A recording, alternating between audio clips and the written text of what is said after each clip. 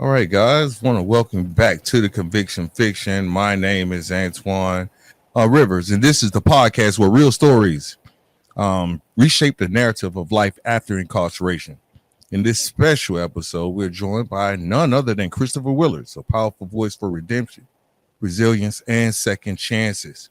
Sentenced to 144 years and spending 17 behind bars, including over 3 in solitary confinement, Christopher emerged not only free but on a mission.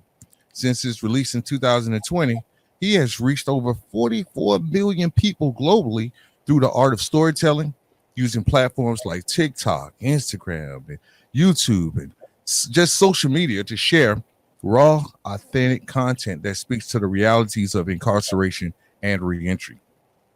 As founder of the Life Unit, Inc., a nonprofit based here in Georgia, Christopher now leads efforts to support justice impacted individuals, at risk youth, and underserved communities. His powerful characters, acting work, and message to stay free have made him a leader in the movement for change. So, get ready for a deep, honest, and inspiring conversation.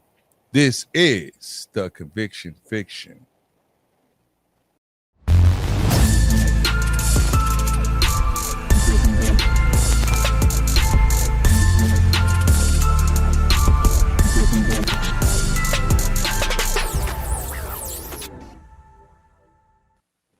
All right. First off, Christopher, thank you so much for joining us on the Conviction Fiction. It truly means a lot to have you here. I had the honor of being in attendance at your proclamation ceremony on April 26th and witnessing that moment firsthand. That was powerful. Now, the recognition of your work and the impact you've made is more than well deserved.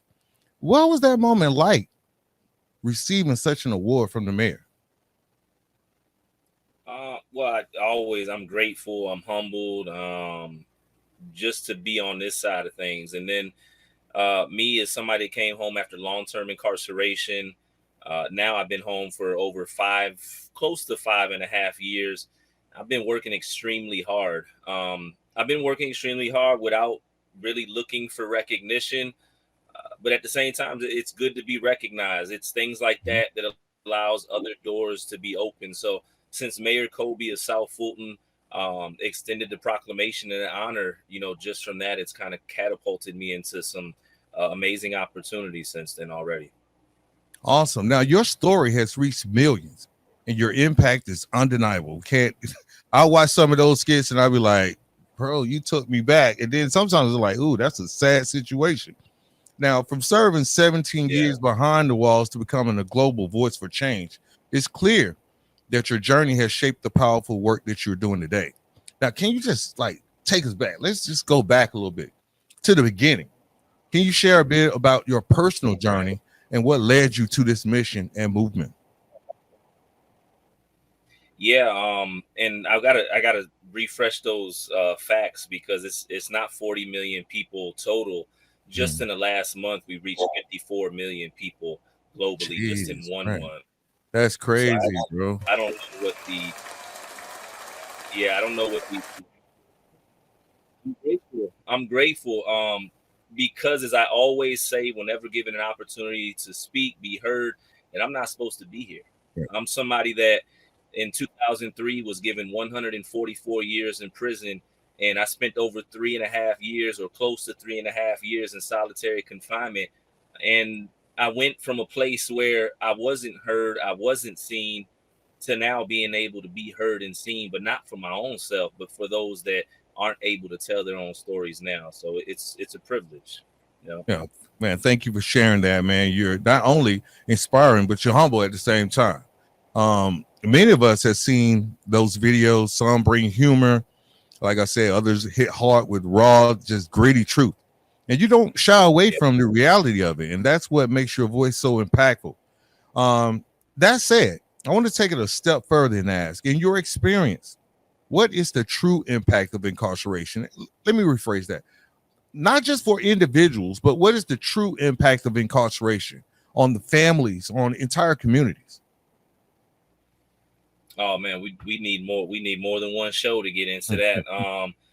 Get ready to go to Houston at the Mindful Conference or Mindful Justice Conference to speak on the impact of long-term incarceration. But to give a snapshot, incarceration isn't something that just impacts the individual and the victim, though we want to acknowledge the victim of any crime, but Right. it impacts the family surrounding those individuals. It impacts the communities, and not always do we know the impact of incarceration immediately. We think the immediate, lockup is the impact, but it's not. It's what happens when a vast majority of individuals that are coming home from incarceration return to a community near you. And the impact of incarceration, what we're seeing per data, what the numbers say is 60% of those that were incarcerated within 3 years of being released head right back. And I can only say this is because there's a severe lack in support when it comes to mental health, addiction services, etc. But incarceration is America's ugly truth. It's the modernization of systems that should have never been. So here we are, especially in 2025, as we start to see some things that are very reminiscent of some of those things we may have read out of certain books. Right. Hey, when we go back, I mean, let's just be honest. It's the conviction fiction. We don't sugarcoat stuff over here, man. I mean, they are actually like putting people on planes and sending them to other countries as we speak right now, just because they are quote unquote or allegedly in a gang or show gang stuff, right? And it's kind of disheartening, to think about that. But your perspective on the impact of incarceration is truly enlightening. That's what we try to do on this podcast, to bring the truth to the people. Now, we try to shed light on the things that many people don't understand. So that brings me to another question. Right? I'm hitting with back to back, bro. You good? Yeah.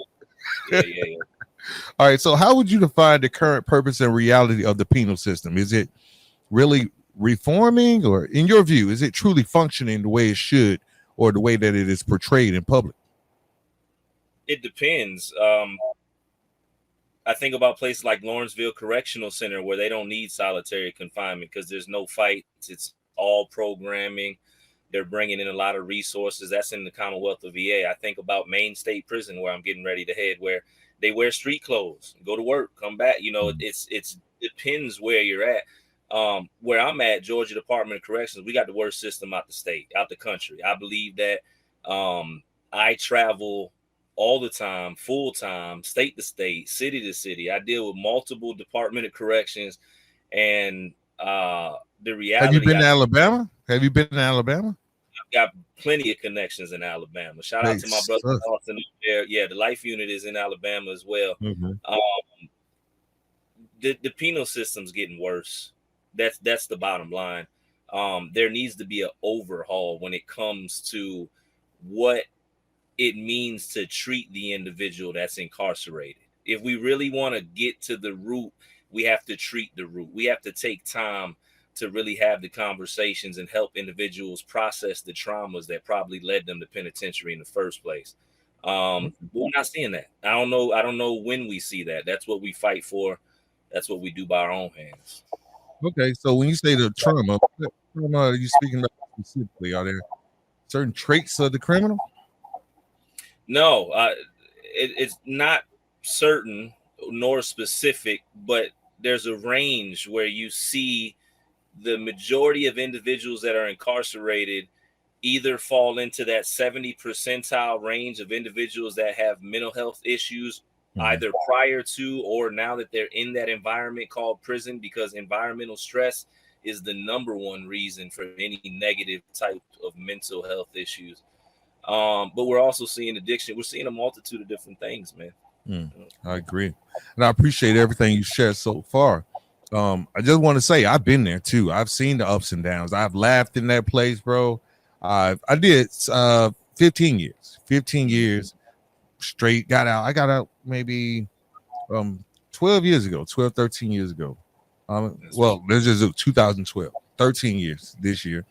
And like I said, I've laughed, I've cried in that place, man. Though I didn't cry. I did it up under my covers. Let me just be clear with that.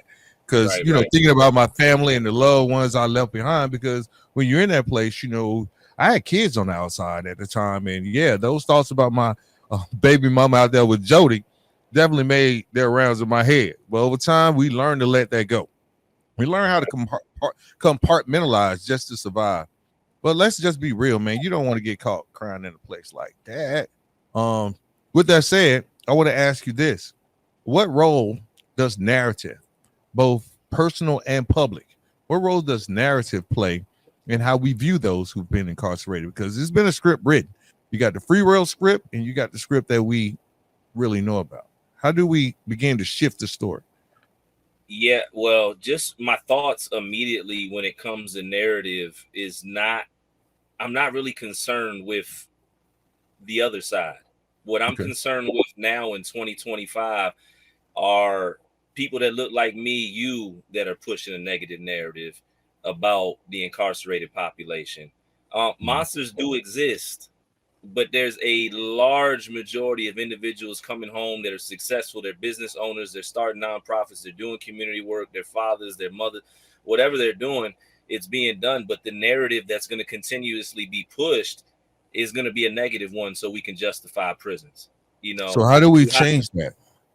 well, we got to do better at our own hands at media. We've got to be more assertive when it comes to media. I do classes with podcasters, different social media, digital platforms, etc., and we have to be more strategic and build digital coalitions to help amplify certain messaging together. And we can do it in a grassroots way as long as we can start to build the foundation from the ground up. We've got plenty of people that write, do content, tell stories, motivational speakers. We just need more unification, less ego, less pride, which unfortunately is part of the issue when it comes to the work that needs to be done with changing narrative. Right now, you just draw some gems right there. Now I know everybody loves a good comeback story. I love them. But folks don't always realize the comeback includes a lot of stumbling, slipping, and tripping over your own trauma. Sometimes it Right. ain't a comeback, it's a crawlback. It's kind of slow. You might have a little duct tape and prayer holding you together, but it's happening all the way. But through all Right. of that, the growth is real. So let me ask you this: what breakthroughs or even challenges, whether they hit hard or funny, have shaped your understanding of justice and accountability? Have What shaped my challenges? understanding Mhm. for justice. I mean, justice. I got a great understanding of what justice was just dealing with the court system and prison. Um, I'm not one of those guys that needed a prolonged period of time to be incarcerated to understand what was going on, what it was, and all that. They could let me go home the first day. Um, but as far as breakthroughs and hurdles and obstacles, breakthroughs for me, I guess, is I was labeled in 2003 a menace to society. But in 2022, I opened up a vocational school. You know, I went on to found a nonprofit that's been recognized nationally a multitude of times. Um, being given awards and in the media. I traveled the country full time, social media influencer in a positive way. All these things that I do, um, I really fight because we were talking about narrative to break the Yeah. narrative and do things that the general public wouldn't expect somebody that was formerly incarcerated to do. Right. And that's what I'm fighting to do. But the whole thing is, for anybody that sees me on social media, 56 million, 54 million people a month, blah, blah, traveling, you see me, it's been hell behind the scenes. And that's also something that I continuously say out loud. Um, just January 23rd, my house burned down. I'm in an RV right now. You know what I'm saying? Jeez. It's a brand new RV. Yeah, this is true. 2025 RV, we ain't gonna cry about it. It's nice. You know what I'm saying? The house is getting rebuilt. But I made the front page of the Atlanta Journal Constitution because within the 12 months outside the fire, we got hit by F2 tornado. You know what I'm saying? There's a list that goes on and on. I've lost relatives. Me and my wife have suffered tragedy after tragedy when I first came home, and you can fill in the blanks and all that. But what Mhm. I'll say is, I'm a fighter, man.